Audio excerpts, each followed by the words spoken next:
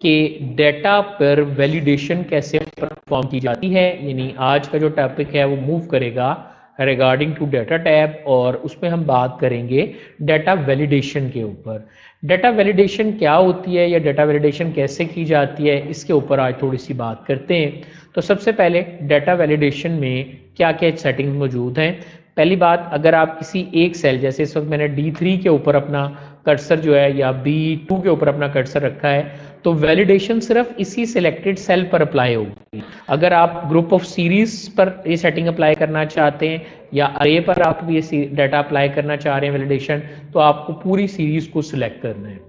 Data validation किसी भी डाटे को किसी भी रूल के मुताबिक लिमिट करने के लिए इस्तेमाल की जाती है।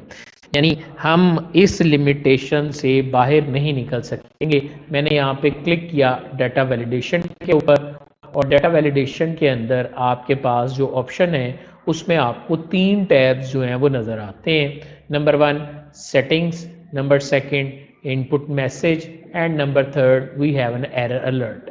सो मैंने सबसे पहले यहाँ पर क्लिक किया सेटिंग के टैब के ऊपर। जैसे आपने सेटिंग के टैब पे क्लिक किया तो इसका मतलब ये है कि इस टैब में मुझे ये बताना है कि मेरे सिलेक्टेड डाटा पर किस क्राइटेरिया के मुताबिक जो है डाटा एंटर होना चाहिए। यानी वो कौन सी वैल्यूज़ हैं जो मैं चाहता हूँ कि यहाँ एंटर हो सकें, और वो कौन सी वैल्यू हैं जो मैं चाहता हूँ यहाँ एंटर ना हो सकें। तो मैंने कहा एनी वैल्यू। अगर आप एनी वैल्यू कर देते हैं, इट्स मीन किसी किस्म की कोई वैलिडेशन नहीं है, जो मर्जी आप एंटर कर सकते हैं। लेकिन अगर मैं इस ड्रॉप डाउन को क्लिक करता हूं तो यहाँ पर मुझे कुछ ऑप्शंस नज़र आती हैं। उसमें सबसे पहली ऑप्शन है whole number.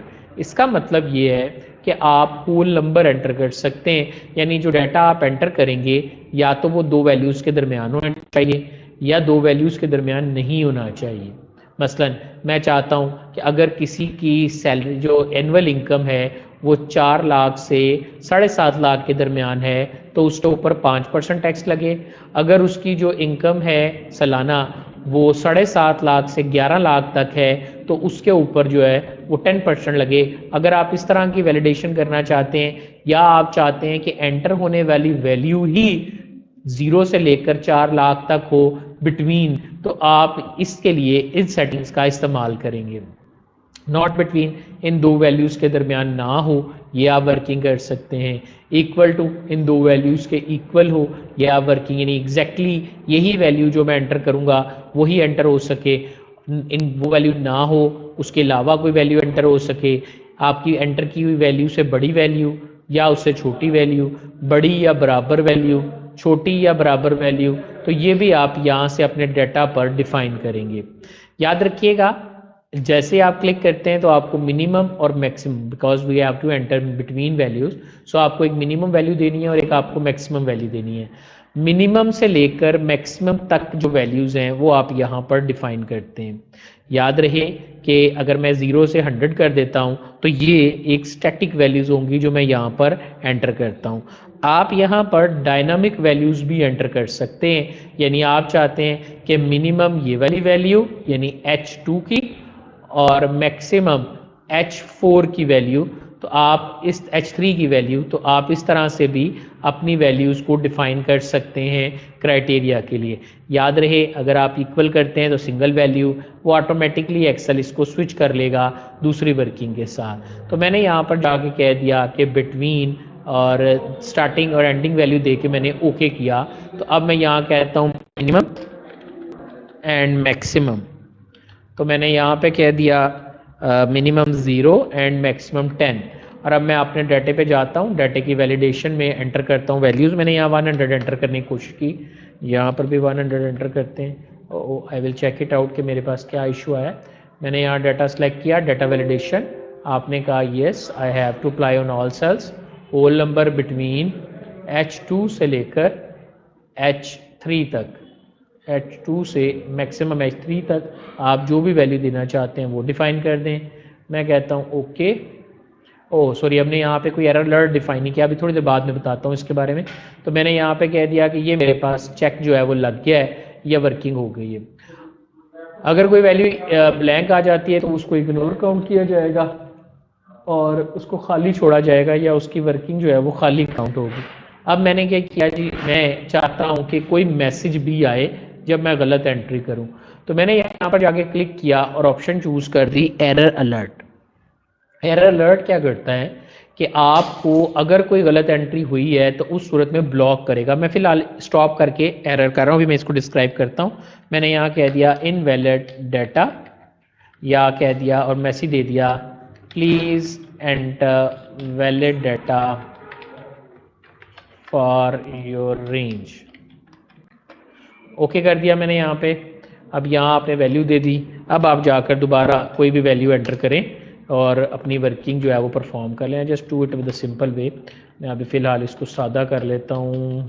Select data validation, yes. I just define minimum value which is, sorry मैंने मिनिमम उल्टा कर दिया हुआ है। मिनिमम वैल्यू ये वाली देनी है और मैक्सिमम वैल्यू आपने ये वाली देनी है, और आपने इनको कर दिया फिक्स।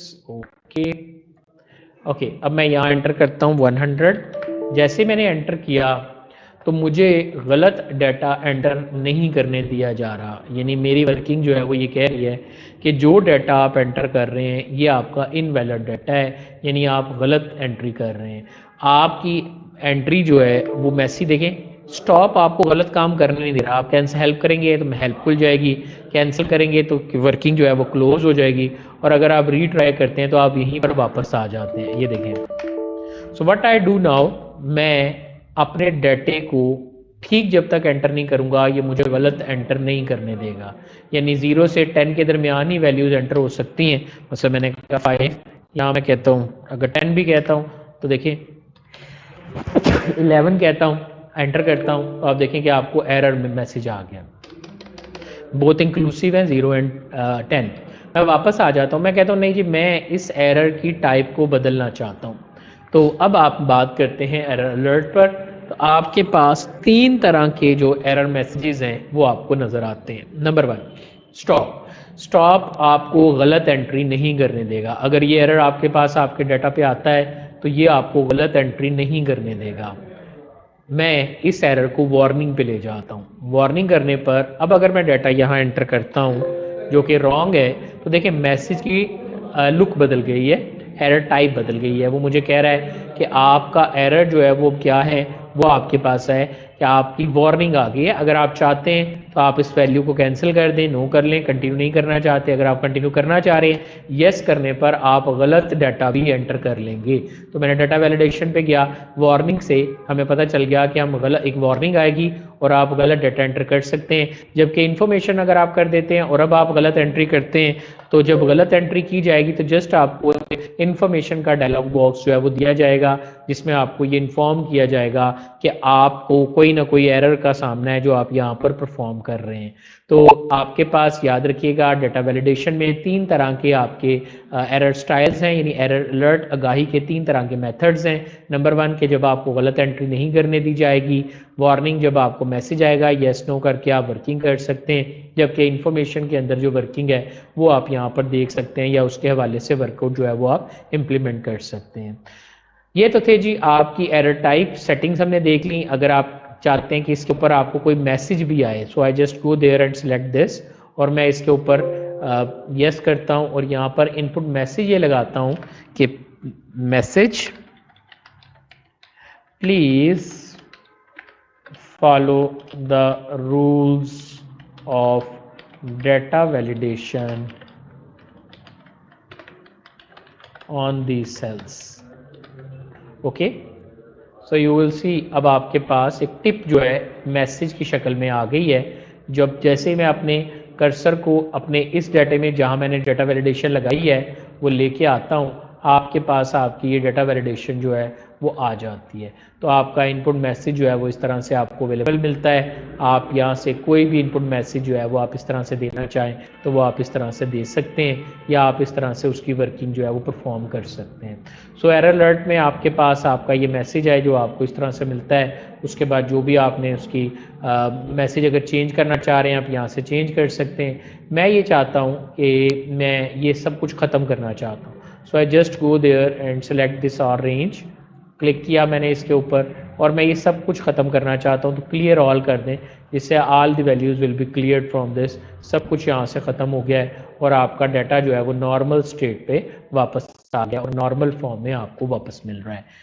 यहाँ तक कोई बात अगर पूछने वाली है तो पूछ सकते हैं।